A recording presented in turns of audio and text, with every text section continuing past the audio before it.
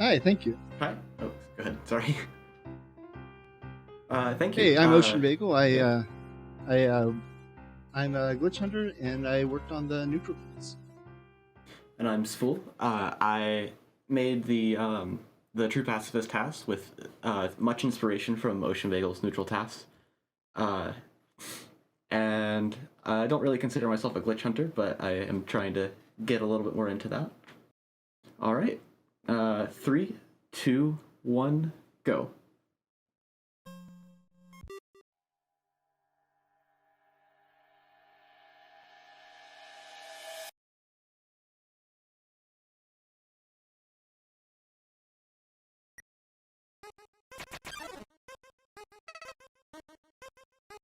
So this part is fortunately, pretty much a the lot same. of a lot of ruins is basically the same between this one and the last one. So we're also RNG manipulating the pellet up on the left. And another thing I didn't mention before is you actually there is a random angle with that as well, but we don't have to manip that because it also depends on your position, and we can just set our position and just manip the speed. Yeah, that definitely makes manipulating that a lot easier. Alright, so then going up here, just gonna, again, just follow Toriel through ruins for the first section of the game. There's not a whole lot going on, so it's pretty much the same as the other one, what we just saw. Just a couple of little minor optimizations. Yeah, and you may have seen there a glitch we actually didn't comment on the first time around, but that was the first wrong warp in the game, the first one that we do in the round at least. The way wrong warps work in this game, it's when you enter a room through a door, you are moved from the default position of the room to the position of that door, but only if the value of global.interact, which controls whether or not you can move freely, is 3. So what we do is actually change that value while transitioning to the next room, which causes that update to not happen, so we stay at the default position, which often is further in the room, as you saw there. That'll factor in a lot more once we get to Waterfall, where we get the punch card. And once we get that, it basically defines the rest of the run. There are a lot of glitches involved in the punch card, and changes gameplay a whole lot with it. Yeah, so this run is kind of split up into the 4 main sections. There's up until we get the punch card, where there's not a whole lot of glitches, but there are definitely several that save a lot of time. And then once we get the punch card, it's just a glitch fest. Everything is broken. You can just shatter time and space. And then there's some boss fights, and then the pacifist only stuff. And there was another glitch where we used an encounter to get movement, and used tech storage to wrong warp out of the room again. So it's just like Bagel said earlier, resetting global.interact to not be 3 so that you can end up at the default position of the room instead of by the door.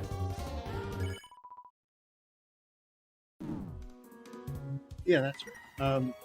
So you also may have noticed that we got the teardrop kind of effect from Massive Loop there. That's actually 1 second faster than the other attack, which was kind of the rectangular shaped teardrops. Yeah. So of course that's another RNG manip, and as we continue, we manip more RNG here. I guess we never actually touched on how we're manipulating the RNG. So one of the things that really makes it way easier on us to TAS this game is that RNG is called by text. So whenever you have text on the screen, each character of text calls RNG twice per frame. And so by having text on the screen for a different number of frames, RNG advances differently. And so that's pretty much the main way we will be manipulating RNG. Of course, there are other ways. Whenever we have RNG manips that don't lose any time available, we try to take those. But text is by far the easiest way. Yeah, and a lot of times when you have text storage, you can use that text without losing any frames as well. Yeah, definitely. We'll Which see that'll that come into once play we get a lot to later. Snowden. Yeah. So then once again, We're going coming into up on the tutorial fight again. Yep.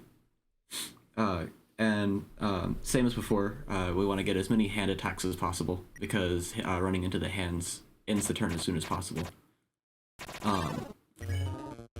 So we'll be getting down to 3 HP where we can get hit by a different attack that will cancel the turn that's a little bit faster, and then healing with the monster candy and getting back down to 3 HP and then getting hit by that attack again. Yeah, and one thing with the monster candy is it actually adds a turn to the fight. But because we're getting so many more hands, it's actually still faster. So normally in RTA runs, you'd get 12 attacks that you can possibly hit, and a total of 9 possible hands you can get. But this way, we get, I believe, 13 attacks, 13 hands, or 13 cancels in general. Of course, some don't have to be hands. Right. When you're at 3 HP, any attack would cancel. So we take a faster attack that's not a hand. So I don't remember the exact odds, but basically, like 9 hand is something that you rarely will ever see, and this is 13, so it's quite a lot more or less likely. Yeah, when we're dealing with RNG manip, rare odds can escalate very quickly. Yeah.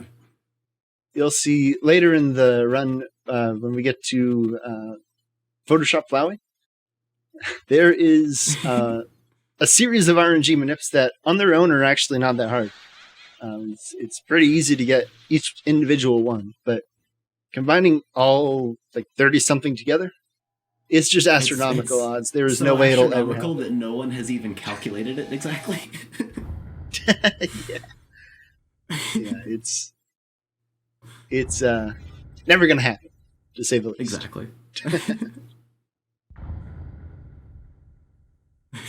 All right, so here we are in Snowden. Once again, this is not too many glitches happening. There are a few really cool ones actually, but it's mostly about RNG manipulating to not get encounters and various other things here. Now you see coming up on this bridge we're approaching, we actually run into the top of the bridge, which stops you slightly earlier than you would normally stop. And because you're further to the left, Sans stops further to the left as well. And that saves 4 frames, actually, because Sans walks pretty slow. Yep, and then also being on the top of the bridge, as high up as we can be, so that when we walk up in the next cutscene, it takes less time. That's an optimization that's not... That's like already done RTA, and so is the thing where you hold into the wall there. But we call it the gamer pixel. Gamer pixel, yeah. Gosh, that sure was a convenient lamp there. Sure was. Wonder who put it there. So we're gonna save, and actually, we're going to put the pie in the box and take out the tough glove. We'll get the pie back out later, don't worry. But we want the tough glove because we have to equip a weapon so that we can get the stick out of our equipment and into our inventory so that we can use it to skip dog enemies. Because all of the dog enemies in this game, if you use the stick, it allows you to spare them in one turn. Yeah, and you may have noticed there, we were opening the menu rapidly. You may have also seen it in Ruins. That's called menu buffering, and it allows you to move without advancing the step count. And in that case, there is no possible step count to get through the room without an encounter. So by menu buffering, we're able to do it anyway. Alright, here's the hardest puzzle in the game. I have no idea how RTA runners do this. There's absolutely no way, no visual indicator whatsoever as to what the solution is. You pretty much just have to memorize it. Don't know how they do it. It's crazy. Crazy It's difficult. just impossible. There's an ice cream man. Definitely not relevant to the run whatsoever, but he's there. Nah, never. Yeah, we'll never see it. Alright, so now here we're going to do a Gias Forever warp, where we interact with Sans as we leave the room. Yeah, that's a neat wrong one. You actually have to close the text before you leave the room, or you fail the wrong one. Yep. Maybe you soft lock. One of those two. I think you just failed the wrong warp. But, yeah. Yeah, it's pretty difficult. So then there, I menu buffered so that you get the encounter with Lesser Dog on the cutscene trigger, which allows you to skip the dog marriage battle. It's there's an RTA viable setup for that, but it makes it a 1 in 30 chance to get, and it loses I think like 10 seconds if you don't get it, and saves 10 seconds if you do get it. So it's not viable to go for. People do it in ILs, but yeah, it's right. super RNG heavy. You're probably not going to get it. All right, you may have seen we did some funny business in that last room. Oh yeah, go ahead. Yeah, so you may have noticed we did some funny business with that switch. That is one of the few glitches in here. We also did a small wrong warp at the end. It's a cutscene wrong warp, which if a cutscene ends when you leave the room, that's another way of setting globo.interact. And here we're coming up on Greater Dog, which has a little more RNG manip. This one's a little more reasonable. It's actually faster.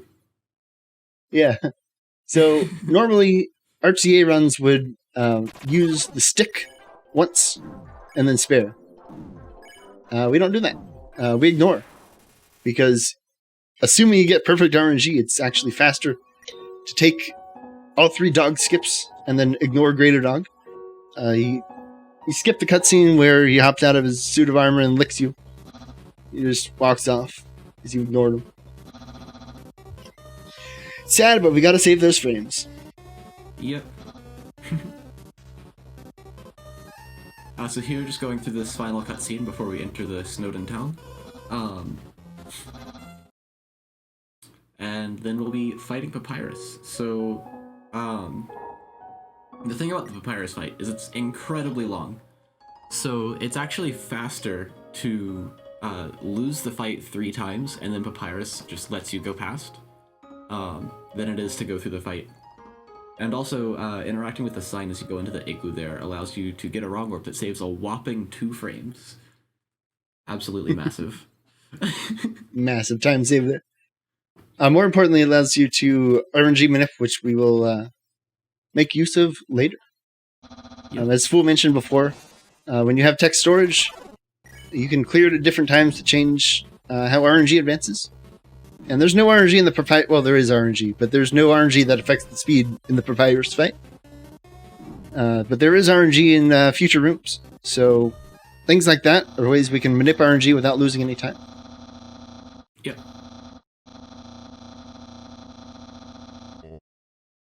And it's crazy how much faster this actually is. It may not look like it if you're watching us die 3 times. It may be like, yeah, that looks slow. But no, it's like a minute more faster to do this than to do the whole fight. It's a really long fight. Also, bit of a secret. We say that, but actually the real reason is just that the fight is so hard that it's actually easier just to beat it this way. Yeah, not even TAS can do it. Papyrus is just too strong.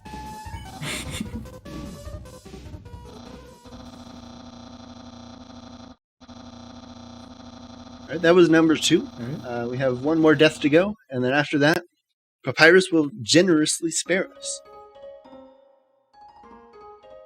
Yep.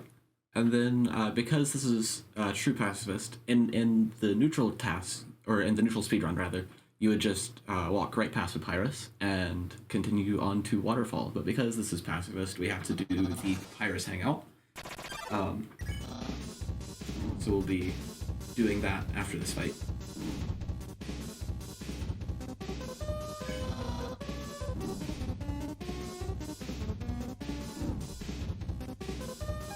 Now, a fun little fact about this is actually not getting to 1 HP that causes the fight to end. There are ways to get to 1 HP and the fight doesn't end. You actually have to get to 0. So if you get to exactly 1, Papyrus doesn't capture you.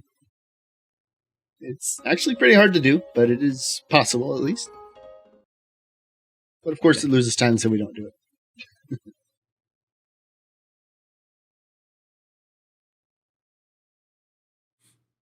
So then, here we go. This is something you have to be a little bit careful with, RTA. If you accidentally press fight there instead of saying no, it loses a large amount of time and you basically reset your run. But for a TAS, obviously, it's not a problem.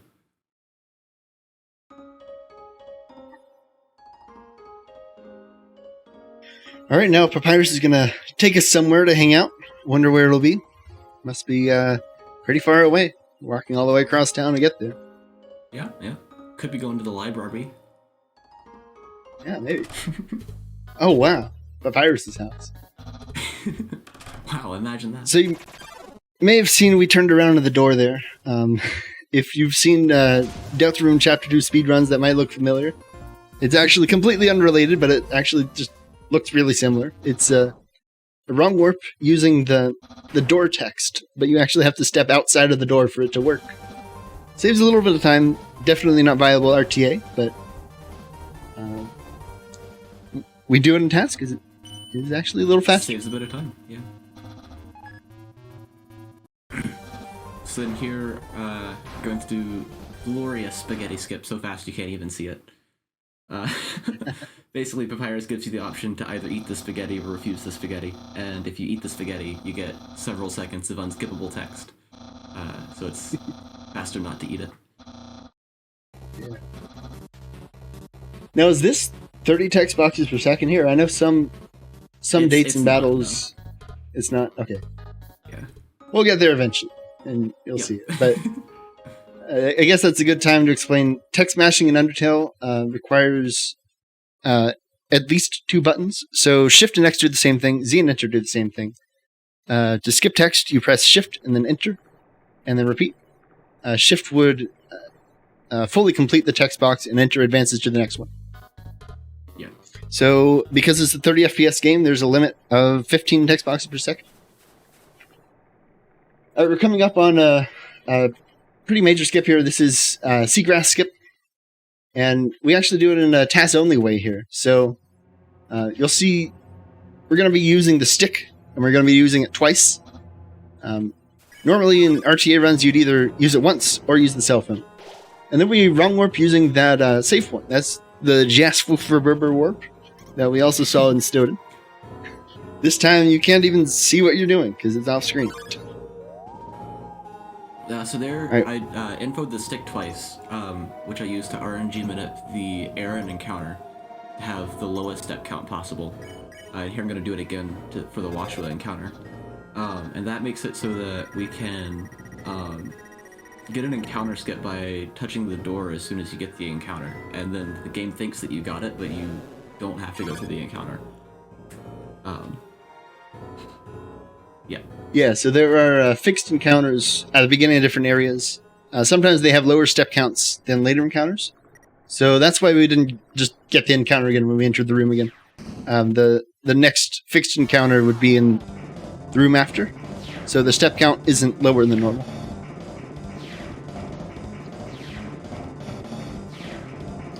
Alright, now this section is, as it looks, dodging spears. It's actually pretty difficult to get perfect RNG through this because of you're using all your RNG manip power, so to speak, on the 2 encounters in the previous rooms. So usually you'll just have to take what you get because there's not really a better solution. But get through pretty fast there. We get to this cutscene, which we'd love to be able to skip. This is like unfortunately we can't quite do that. Skippable cutscenes, yeah. Yeah. Alright, and this is the moment we've all been waiting for. It's time for the punch card. Now, this item is special because when you use the punch card in the overworld, there's 1 frame between using it and the punch card appearing on your screen. And during that 1 frame, you have free movement. You're able to interact with things. Cutscenes are able to start. But then once the punch card opens, you can close it to regain movement. And so we do that to regain movement in room transitions to wrong warp, in cutscenes to skip them, and at various other points for various other reasons.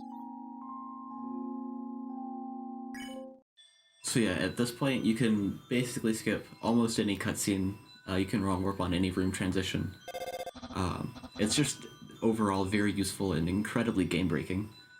It saves, like, literal minutes over the course of every area. Yeah, it's like 10, 15 minutes now.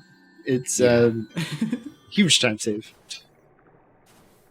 And it actually rerouted the game in general.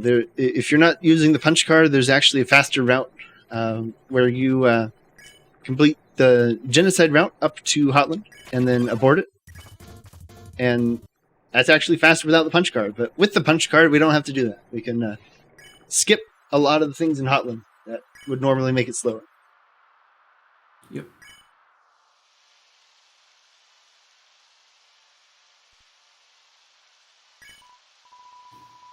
And we continue So through here- Waterfall here.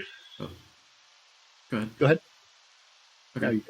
So as we continue here, gonna use the punch card to get text storage on these areas, and if you close that text, you soft lock. So you wait until the next cutscene. Then we're gonna do link thing, where we PCE that, and then use the text to wrong warp into the next room. And here, if you hold up and down, you move at double speed because you're sandwiched between 2 walls. And then funny smell text. Doesn't save or lose time. You're just waiting there. We left so- Matcha Kid behind. Yeah. But apparently Matcha Kid can wrong warp, so he's still there when we get there. Alright, here we're actually going to be opening menu text in a second.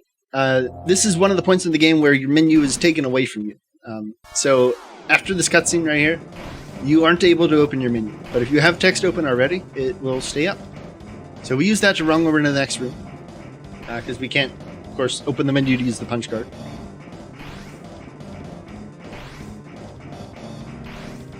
We'll just get through here. You can actually manipulate these without RNG manip. If you move in a specific direction, the spears will try to anticipate where you're going. And it looks random, but really you can get through without getting hit at all. Yep. And then coming up are some very complicated things that I'm not going to try to explain fast. Yeah, Yeah. So next up is a major skip. This is Mad Dummy skip coming up here.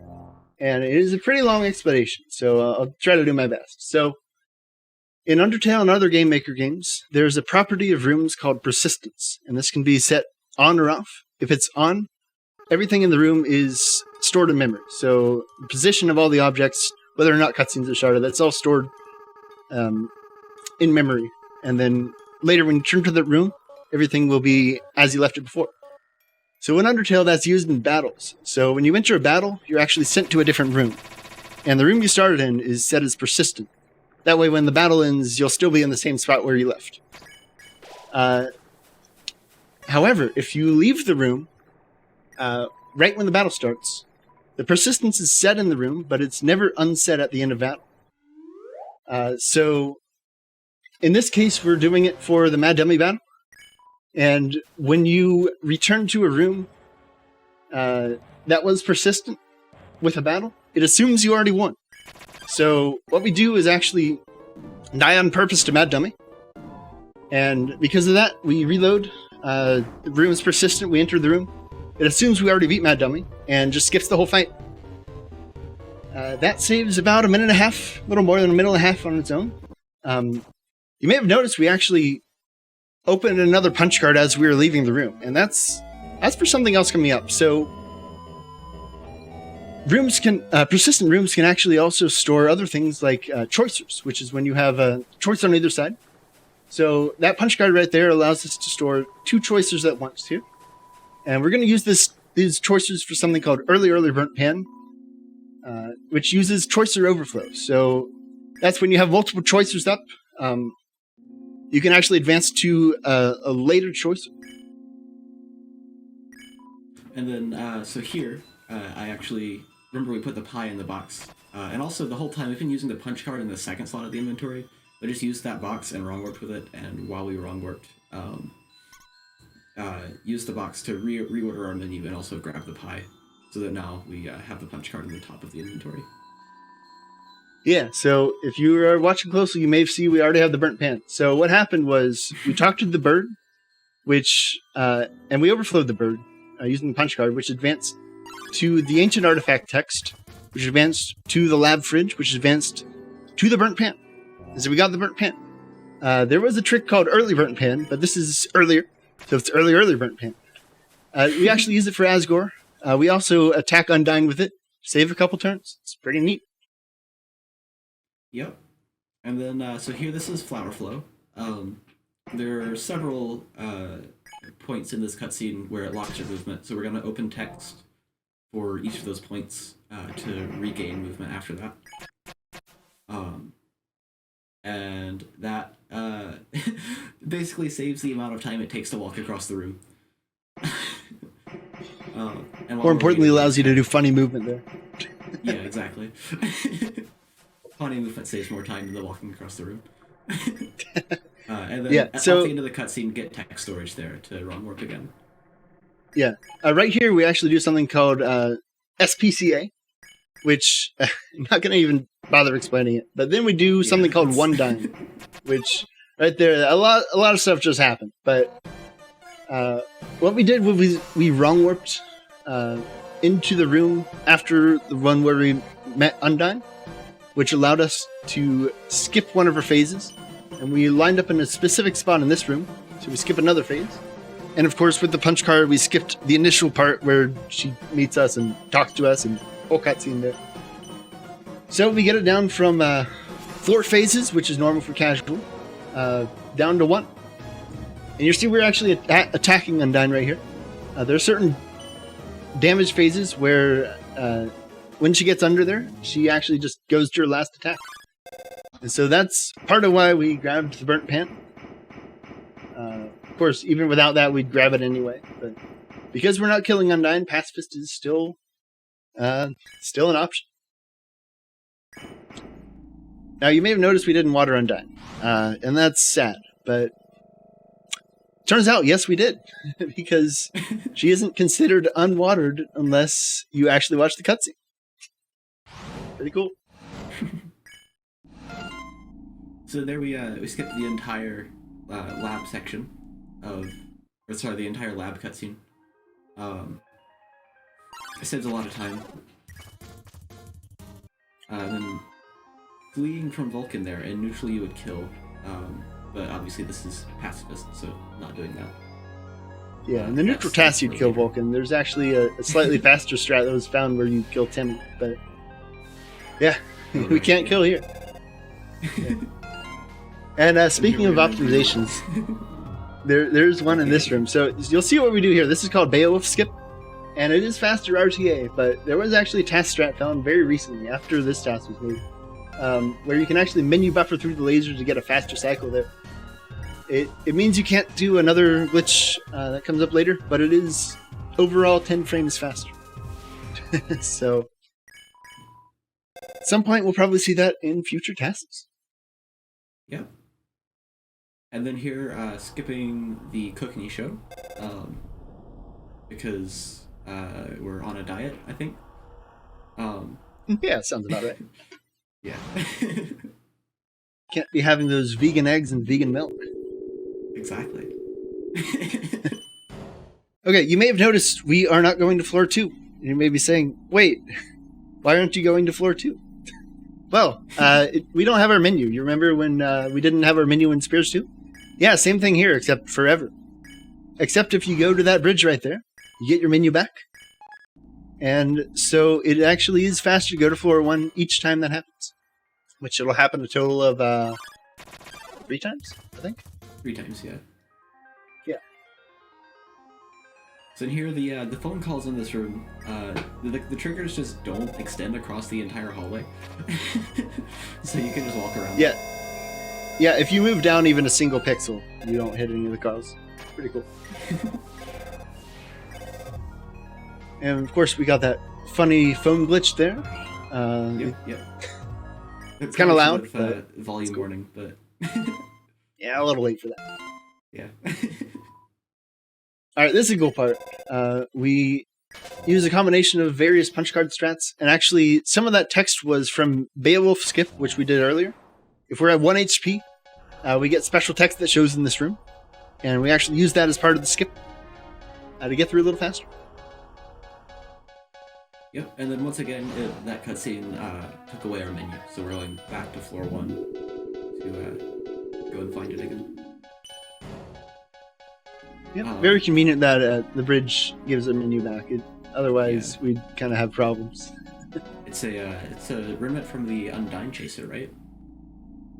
Yeah, I think so. Because normally when Undyne's chasing you, you also don't have access to your menu. Right. But Undyne's not always chasing you, so when she's not, it tries to give you your menu back, even if that's not the reason it was taken away. All right, here's north-south skip. Go ahead. Okay, yeah. So for north-south, we basically use the cell phone, and the end of the event cutscenes give you movement back, and then you can use that text to clip out of bounds and get to the next platform. So you did a total of 3 times to basically skip the north and south puzzles, which saves a large amount of time, and then wrong warp with the door. And then we walked through an empty room.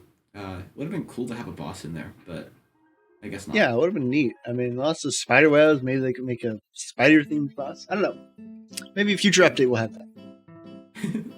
So, you may have noticed that we said earlier that we're going to floor 1 to get our menu back. You may notice that this is not floor 1. You may be asking, why isn't this floor 1? So it turns out, if we go straight to floor 1, we won't be able to come back. So we go up and look at that cutscene. That advances the plot value, which unlocks the elevator, so we're able to come back to this floor again. It's a pretty easy mistake to make for beginning runners, and it means you'd have to redo all of floor 3 again, and it's kind of really a lot of time lost. There was actually a previous strat where you actually just complete the colored tile puzzle instead, but that's a little slower, so we do it this way. Yeah. All right, now we're coming up on core. Core is incredibly fast-paced. It's like the most fast-paced part of the speedrun RTA. It's kind of hard to get optimized RTA, but obviously for TAS, there's a lot of stuff that you can do like even better.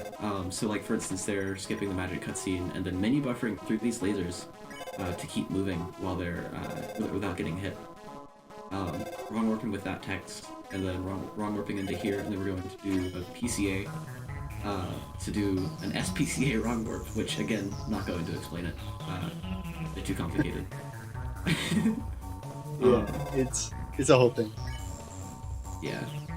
So the fastest way to unlock the end of core is actually to do this puzzle, which you're going to cheat and fire 4 times instead of twice, using a glitch. And then it's faster to wrong warp backwards through core. Yeah, it's very rapid there. That's called Snowy Core. It saves time RTA too. RTA runners do it, and it's super impressive when you see a human do it. But TAS does it as fast as possible. Pretty cool. Yep. And then we walk past the color tile puzzle from Snowden. Who knows what that's doing? Yeah, I don't know why that's there. I don't know. So then here we have to watch this cutscene because it allows you to date Alfie's later. But you watch it in a certain way by opening the punch card every time the text comes up, so that you can use the end of the cutscene to wrong warp into the elevator there. Saves a couple of frames. Yeah, pretty neat. All right, we're coming up on New Home. There are quite a few strats here. So we have these story battles, and we're trying to skip them. This first one we can't actually skip. We're just short of being able to skip it. But the second one and the third one, we can actually skip. And you'll see how we do that in a second here. This one is OceneBagle skip. And it's actually an RNG strat, so RTA speedrunners don't really go for that unless it's an IL. But sometimes you get bad RNG, and that's actually due to the length of the cutscene, where you have that exclamation point over your head. There are 6 possible frames in this version of the game that cutscene can last. And on some of those values, you just can't make it out of the room in time.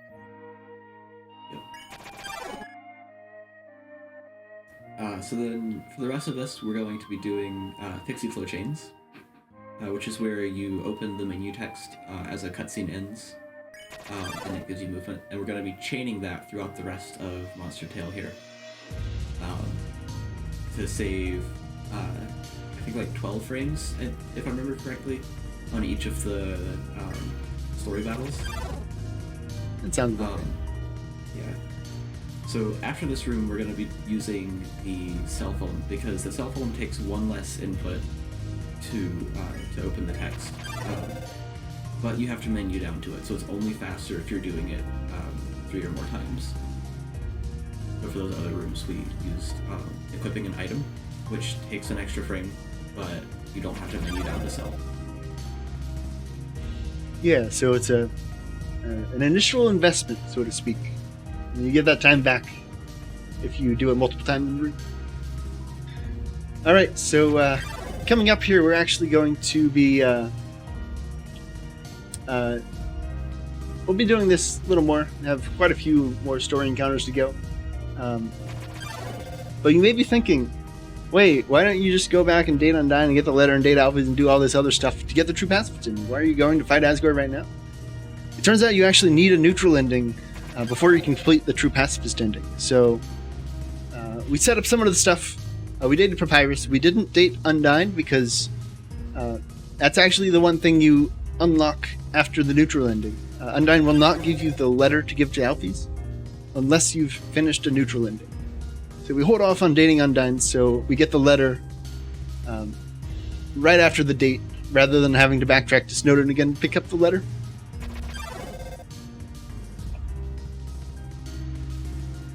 Yes, that's a very common misconception that people think you don't have to complete the neutral ending first. But that's because when they did their pacifist endings, likely they already had a neutral save file and had just reset. But the way save files work in the game is that it still registers that you've completed a neutral ending even if you reset. Yeah. So it's actually from a New Game Plus state that you don't have to complete Asgore and Flowey. So another blind wrong warp there, out of that room with the Judgment Hall. We're coming up on Asgore. So for Asgore, in neutral, you would have killed something and we would be at level 4 instead of level 1. So we would be doing a bit more damage, but since this is pacifist, it takes an extra turn to kill Asgore, but instead we can eat the pie, and that brings us up to the same amount of damage as if we had killed something and we were at level 4. So it takes a turn to eat the pie, and then it brings us down. It saves an attack turn, but we took an extra turn to eat the pie. But the pie turn is actually a lot faster because you don't have the attack animation, so it saves time overall there. Yeah, so I guess we haven't actually talked about how the burnt pan works in general. So you have 4 different bars, and if you hit exactly in the center on all 4 bars, we call that a quad.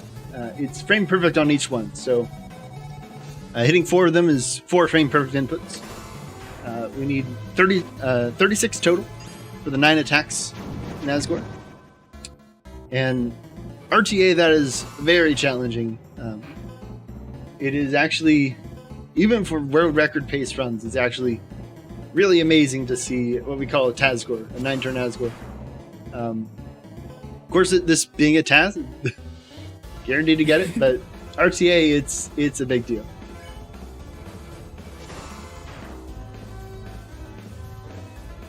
We'll just keep whacking Asgore with this pen a little bit. Yep. So the only way to complete the Asgore fight is to deal enough damage that he falls down and gives up.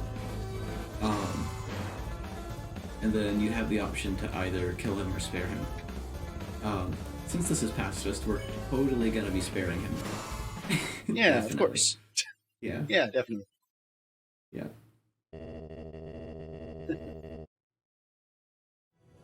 All right, and this is actually the 30 text boxes per second text right there. Oh, did we hit spare? Did I miss that? I don't know. Maybe we had the wrong choice there. Probably. Oh, yeah, probably. It's fine. We'll be fine. Yeah. All right, so we're coming up on Photoshop Flout. So it's actually Flout is going to try to close the window, right? But it's actually faster to close it ourselves. So it saves a small amount of time. And you may have seen up there in the corner the quitting text. It's not much time saved, but it's a little bit. So we'll be doing that a few different times throughout this fight. There's a few different reloads we do. For now, we'll just be mashing text, not too much to say about it. One thing is, there is actually a way to lose time here if you don't have a save file. But of course, we do have a save file, so that's not really relevant anymore. Before Mad Dummy Skip in the neutral run, you would have to intentionally save somewhere. Not in True Pacifist, because you'd be saving anyway. But now, of course, we have Mad Dummy Skip, so we have to save there, and so it's not really a problem anymore. Yeah. We'll just let me talk a little bit. There are two major points of interest in this fight. Well, three. Two in the first phase, and then the final phase is a whole different story. But we have the book phase, where you have words shooting from left and right, and we have the gun phase, where you have a gun shooting little bullets at you. And those are both phases where we have to do pretty significant RNG manipulation. A lot of factors go into it to change how fast it is. It's actually really difficult to get it perfect. It's possible, but really difficult. Yeah. So I believe I was one frame off of perfect in my RNG minute for both of those phases. Just because there is so much that you have to manip and not a lot to manipulate with. So the way you manipulate RNG in this fight, because there's no text, the way you do it is by getting hit on different frames, because the screen shake actually calls RNG. Which is actually very lucky, because in the Flowey fight, it's the only time that the screen shake calls RNG to my knowledge. And it's just the exact in normal battles it doesn't. Yeah. Really helping us. Imagine if it didn't. That'd be bad. I don't know what we'd do. Yep. These first few don't have that much RNG. This one, it can be either left or right, but it's the same speed either way. So we're just progressing through this. Not too much to do here. We're just... People say Flower is an auto-scroller. It is absolutely not. There's a lot of time loss you can have in it. There's a lot of time save you can have on it. But some parts of it are kind of... yeah. Some parts of it you really can't do much. You just sit there and mash buttons. Yeah.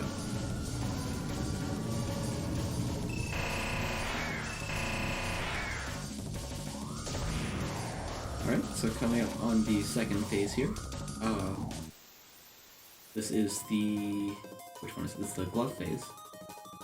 So again, just kind of dodging the hands, getting up to the act button as fast as possible, and interacting with it on the first possible frame.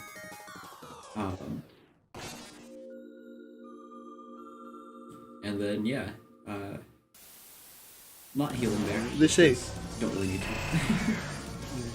You know what they say, beware the man who speaks in hands. Exactly. Alright, Flower's going to try to do some loading and saving and stuff. But of course, we do our own loading and saving and save states, so joke's on you, Flower. Alright, here we have the ballet shoes phase. And it doesn't actually save time, but it's possible, and I did it in my task. It's possible to no-hit this still and get the act button. And it looks like that's what you did as well. You have to kind of get lucky.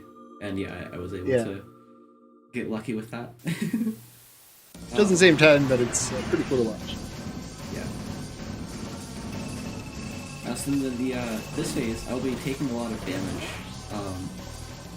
So this is one of two sections of the TAS that I recorded RTA, because it's more efficient to just move around randomly and get hit than it is to like TAS getting hit on different frames. Particularly because this fight is a little bit broken and sometimes save states just don't work. You got that right. Okay, so of course this is one of the two phases we were talking about that we RNG manip. We manip the timers for the text. We also manip the text, the act button coming from the right, because it's 2 frames faster than if it were to come from the left. Oh, there we go. Saving those frames.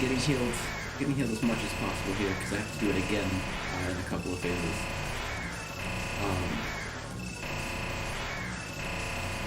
For the gun phase. So the way the gun phase works is the amount that it has to rotate is random based on where the targets appear, and you want it to rotate as little as possible because it takes the more it has to rotate, the longer it takes. And here I did end up having to get hit because I didn't know that you can just go around the side of the pans without getting hit. So yeah. Yeah, it's funny. There's actually an invisible hitbox there. Above the pans, there's an unused frame of animation that the sprite wasn't used, but the hitbox was. So if you get hit by an invisible nothing, that is probably what happened. Yeah. So we're coming up on the gun phase here. Just taking a lot of damage here, just kind of randomly, because I don't have to like hit a specific set of RNG. I just need a different one from what I got before. And then doing a lot of very funny looking movement to get the targets to all line up directly under the gun. And like I said, I got, I believe it was 1 frame off of perfect RNG there. Yeah. And you notice we just closed the game? Unfortunately, we lost all that progress. No, but actually we did that to skip the cutscene because there's an autosave after each phase. So the autosave is actually, when you reload the autosave, you get to the final phase immediately. You skip a whole cutscene. Okay, I mentioned at the very beginning, this is the astronomical odds RNG manip right here. So we're manipping high damage rolls. They don't have to be too high. You see there's quite a bit of flexibility here in what we can hit. But this actually saves an entire turn over the RTA strat, which is called Flowey Quick Kill. So because we're good at names, being designated Flowey Quick Kill. Flowey Quicker Kill, yep. So there you saw we delayed pressing a button to basically roll it into the next damage phase. So if you press it immediately, it would have done like it would have done a maximum of 219 damage. But by delaying it to after the timer runs out and you are dealing more damage, use the same act button, the same fight button, deal, I believe it was like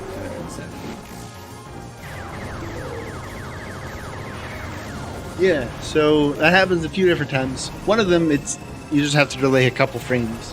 It's really not a problem unless you frame perfect counts. But yeah, you'll see we're normally RTA. The last attack would be a 700 something. We don't even get to that point. We finish 2 attacks before that point if you're mashing. RTA would actually delay the last hit a little bit like we did on the others. Oh, there we go. We killed Flowey, definitely permanently. Oh wait, never mind.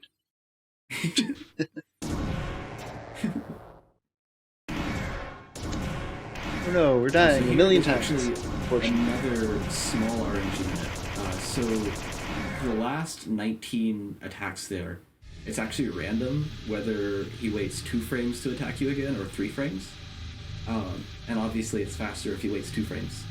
There's nothing to manipulate in between them, so I just used the second to last fight button. I just delayed that different amounts of time to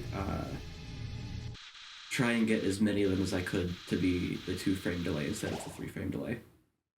And I was able to get, I believe, 11 or 12 out of the 19, so that's pretty good. Yeah, pretty good. All right, we're about to do a couple more reloads here. It'll go by pretty quickly, so we'll just explain real quick. So the first one is to skip sort of a fade out, fade in kind of thing, and get straight to the part where Flowey's sitting there and we can attack or spare or whatever. The second one is to skip Flowey's dialogue, where Flowey talks and then face disappears or whatever. And then finally, the last one is a reload right after we get the neutral ending. And we reload back to our save file to go do the true Pacifist exclusive stuff. So you may have noticed that we killed both Asgore and Flowey, but we are reloading a save to before that happened. So if you kill somebody and time travel to before you killed them, like, did you really actually kill them? That's a great question. According to Undertale, no. Yep. A lot of really neat backtracking here. I love seeing these wrong warps done quickly. It's pretty impressive. Yeah, it's really cool. Because a lot of the wrong warps send you to closer to the bottom of the room anyway. Right. So yeah, here we're going to date Undyne, and also Alfie's after that, so that we can gain access to the true lab. And if you know anything about Undertale, you know the dates are pretty much auto-scrollers. And that's true of Papyrus and Alfie's, but Undyne, there's some funny stuff that you can do. I think this is probably my favorite part of this whole task. It is. Yeah. It's just hilarious. I love this part. So we're going to do some text corruption here, which I'll explain later. So basically we overflow Papyrus so that we can stand to his left and make him walk through a wall, which allows us to get to the door faster. Papyrus after... Exactly, yeah, he's wrong warping. So then, after this, we're going to basically keep movement here so that we can move around during Undyne making the tea. We're going to overflow the sword to open the dog drawer. And then interact with the tea boxes. And then we, overflowing the sword takes longer. It doesn't lose time if you have the time, but for most of these you don't. So overflowing the dog drawer directly is faster. And again, just moving around. So I'll actually be using the, I'll be putting the teacup on top of the tea boxes. And then... By the way, do you notice that tea box there between the red and the pink one? It's kind of that's important. Beige. It's kind of like... Yeah, keep an eye on that one. Yeah. It's weird. It's like exactly the same color as the counter. I wonder why. So now from here, by interacting with the dog drawer, we're going to do more text corruption. And look at the tea box. It's now green. Oh, wow. It's green now. That's crazy. And if you just listen to the music here... Yeah. It's hilarious. Oh my gosh. Also, Undyne punched Hey, where'd the you go? fridge. Not sure if you caught that. And, yeah. Oh, there you are. And there you go. And bye again. Love it.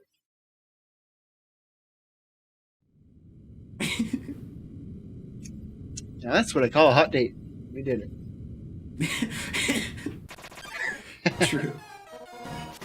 So in here, just gonna mash hit because it doesn't matter what you do here. You always just deal 1 damage. Yeah. Yep. And you'll see we get the letter here. Yeah. Very important that we get the letter. That's why we delayed doing the date until now. Yep. So now, a funny thing, we did it on the boat before, but if you overflow the boat and then open item text, you can sort of wrong warp into this room, sort of, and use it to keep movement, which allows you to get off of the boat faster. I might be wrong, but I'm pretty sure that the dog boat is always going to be the second one. Yeah. I know sometimes it's random, but I think the second one's always the dog boat. I believe, yeah, if you didn't get the dog boat the first time, the second one is always, and also if you haven't been to Timmy Village, it always gives you the Timmy Village text. Right. So in here, just a lot of mashing. Actually gonna mash so fast that it skips the unskippable dating start text. Skipping the unskippable. Only a TAS. But not really, because people do it RTA all the time. But still.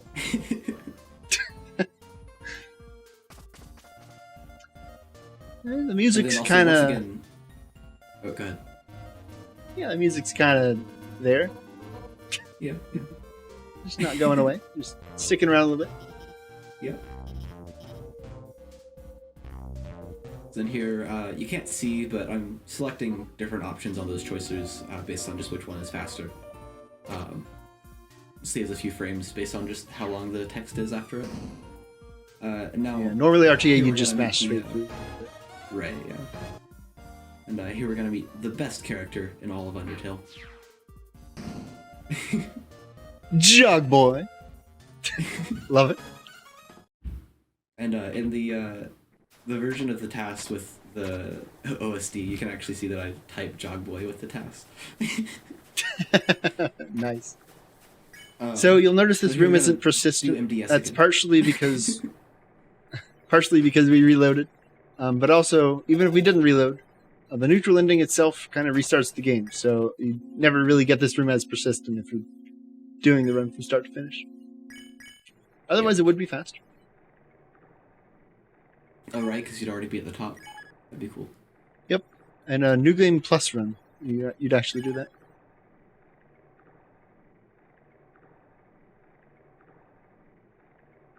You equip the Tough Glove, by the way.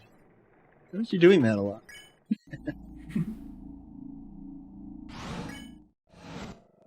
Alright, so here we go into True Lab.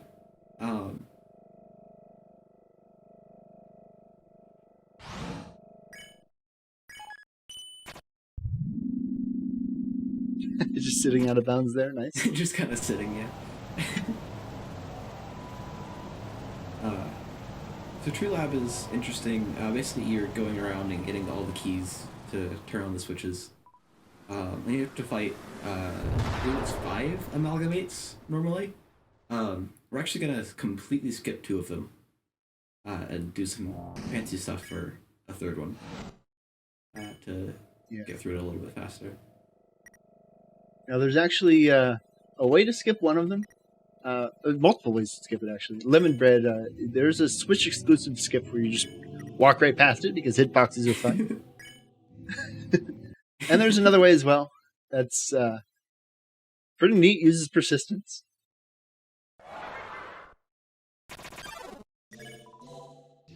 Yeah, but it turns out to be a little bit slower, unfortunately. Yeah, it's too bad. It would have been cool. Yeah. Probably wouldn't be done RTA, just because it wouldn't save a whole lot of time. And it'd be frame perfect. Yeah, persistence glitch is frame perfect. That's right. It's pretty difficult. It's a major reset point, just the one we have in the run.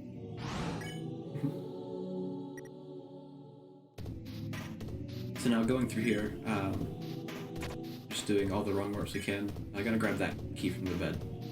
And then we're gonna go suspicious to, bed, yeah. Yeah. So this is endogyny skip. So by getting text storage on the switch, you can carry it past endogyny, whereas normally you would be stuck behind him and have to fight, and then wrong warp out of the room with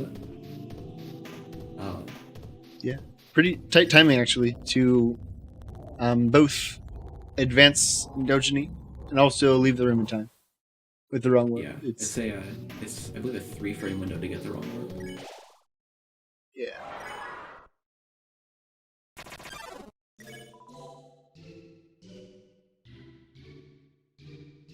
So there. And so, go ahead. Lemon Bread actually has multiple different attacks here.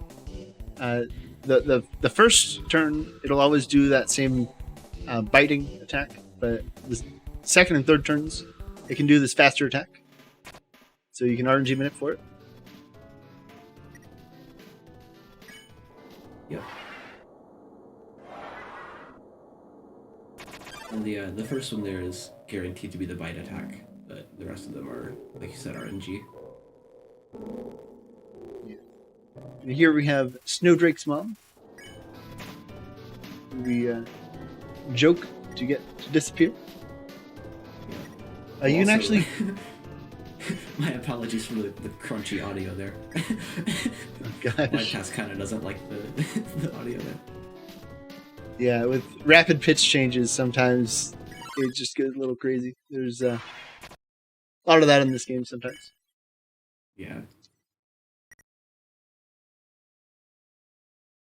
Coming up on the end of True Lab.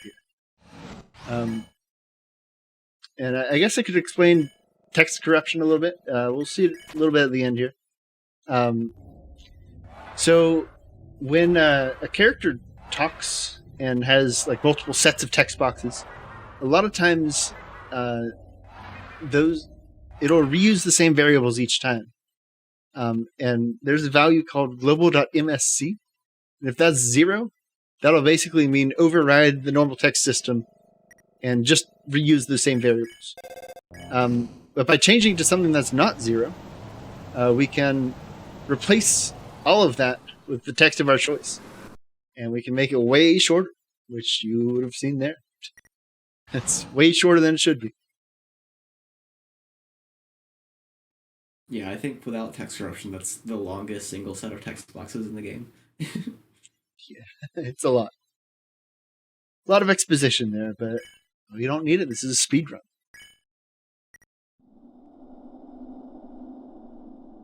So now coming up on the Azrael fight.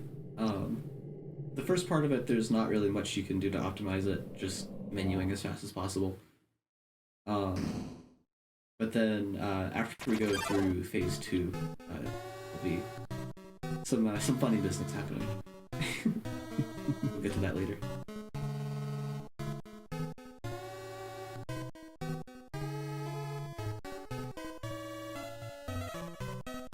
But of course, first we gotta get through this cutscene here, where everyone's talking. And this is some more 30 tablespoons, okay. 30 text boxes per second mashing. Yeah, we jokingly call it tablespoons sometimes, because TBPS, kind of like TDSP, yeah. Same thing. And sometimes my brain just can't turn it off. Yeah.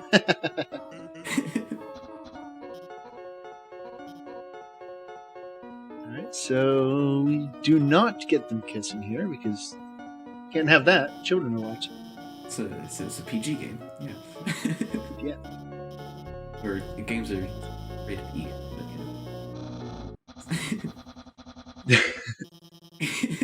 Alright, and here comes a tiny flower who is definitely not related whatsoever to Azrael. Could not possibly be the same person.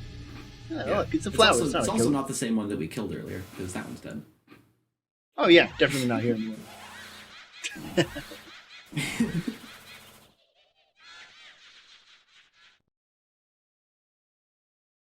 But of course we get nearly killed here, but because we are the protagonist in a role-playing video game, no we didn't. Of course.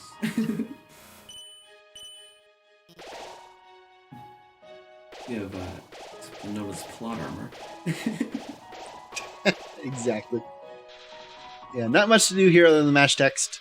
So, enjoying the scenery. We got a little frog in the corner there. We got a little monster kid. And then yeah, other souls are belong to Flower.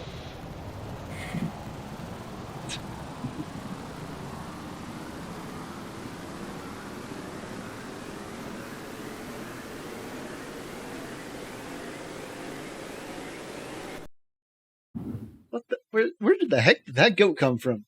What happened to the flower?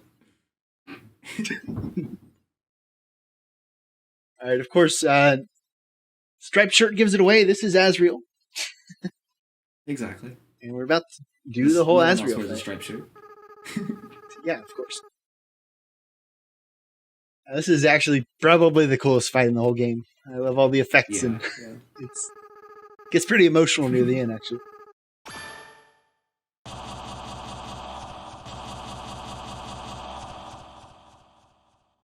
So for this first now can't speak. Yeah, for the first part here, you're just kind of waiting. So just gonna do some just some funny stuff. Just trying to yeah. This is actually time-based. 30 seconds. Yeah. Yeah, it's time-based and not turn-based, so it doesn't matter how many turns you take. It'll always start at the same time. And if you press spare on the first possible frame there, Asriel's rainbow effect will continue through the turn, and it's really funny. Yeah, I love that effect. Okay.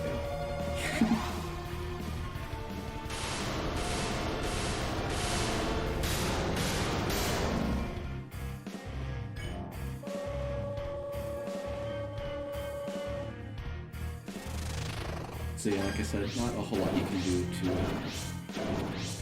to speed this up.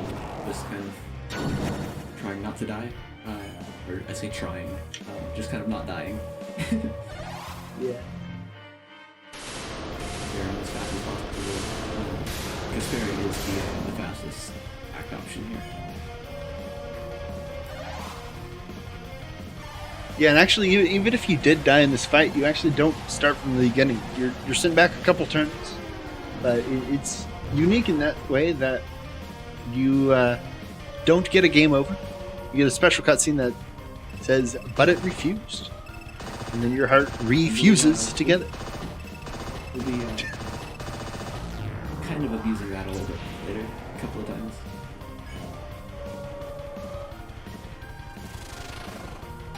Because of how the second phase was.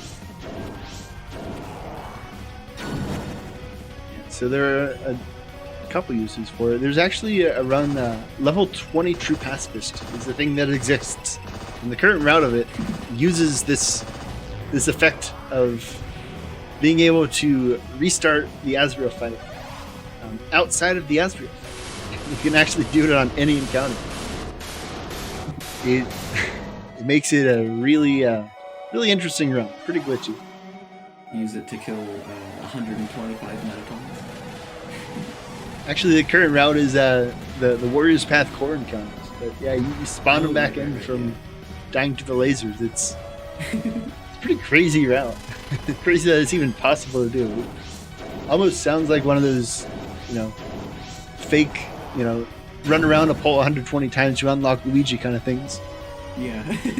We're doing all these steps. You're out of bounds, dying to lasers, and then you can get level 20 in the True Passive Epilogue. Yeah, no, it sounds fake, but no, it's real. People speedrun.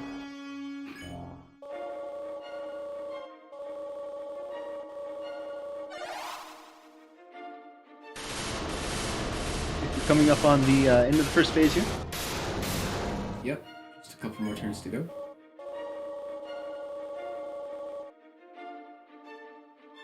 Now this attack right here, the Hyper Goner, if you get hit at all, automatically sent down to 1 damage. Luckily this is a TAS, so I'm not gonna do that. Crazy.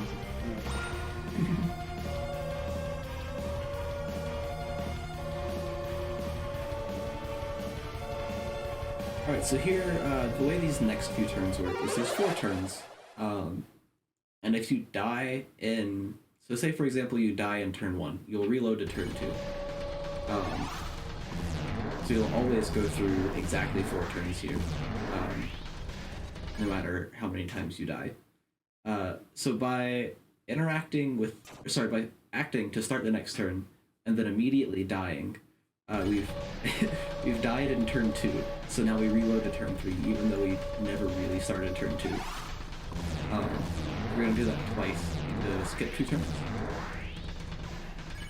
Yeah, you may have noticed the heart wasn't on screen there when it said, but it refused. It normally would be. And there's a very good reason for that. It turns out you can actually get hit out of bounds, off screen. It's pretty crazy. So now we're just gonna go through the soul phases here. I'm pretty fine with them. And the undying in there. We got pretty fast menuing here. That's basically most of what this is about. It's not, the battles aren't hard. Like, you're not gonna die here. It's kind of just a review of all the characters. But of course, being a speed round, you got to menu quickly through all of them. You'll notice in a second we actually use the pie. This is the reason we got it. It does not actually save enough time on Asgore alone to make it worth getting the pie. But coming up here in the Lost Soul phase with Asgore and Torio, it saves several turns actually. Yep. So you'll notice we get this in only 2 acts. So I guess technically 2 turns. So they attack you 1 turn, as opposed to, I believe, 2 or 3 that it would normally be. Yeah, definitely saves time there. Yeah. So in here, now we get to the sad part of the run. Oh yeah. There's it kind of hits you in the feels a little bit here. But I'm not entirely certain, but I think that there might be a way that you can do the death warp thing and skip another turn here, but I wasn't able to get it to work. Oh, that'd be cool. Yeah, I know normally I have a hard time dodging this. I have heard of cases where people stand still and don't get hit, which... Oh yeah. Imagine that happening. TGH moment. Right? Yeah, it did happen to TGH once. So there I did, on that second turn, I mapped it to where you could stand still and not get hit, but ended up getting hit in the menu by that, just a lagging bullet. Kind of funny. It happens. I wouldn't count that. Still pretty cool. Now we have to make Asriel cry. It's so sad.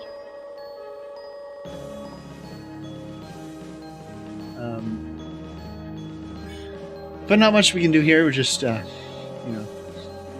using the same save option over and over. And then here our health is actually reduced to 1, and then less than 1, and then even less than that.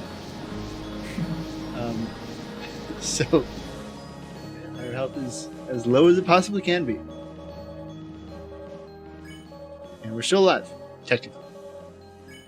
Sort of.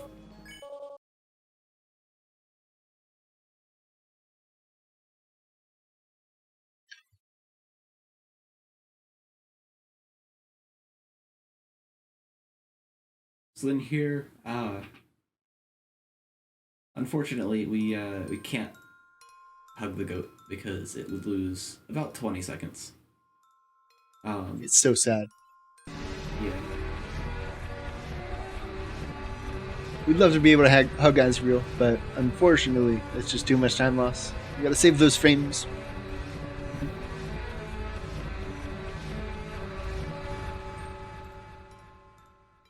Now, coming up after Asriel starts to leave is actually a pretty unique point in the game. This is the only time the game auto-saves your main save file.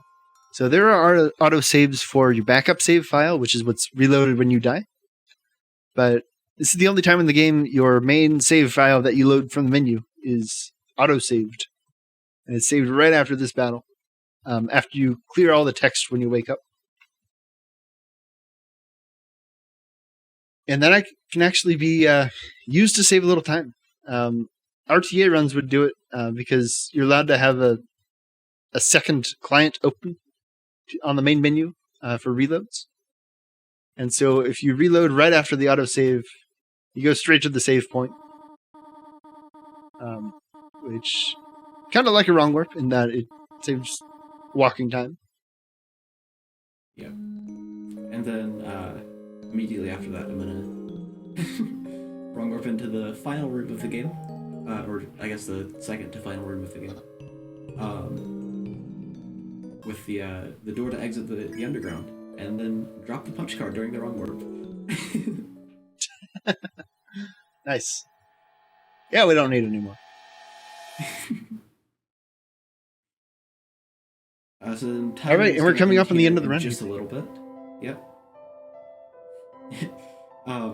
So timing ends on the last text box, which I'll let you guys know to stop the timer when we're a little bit closer to it.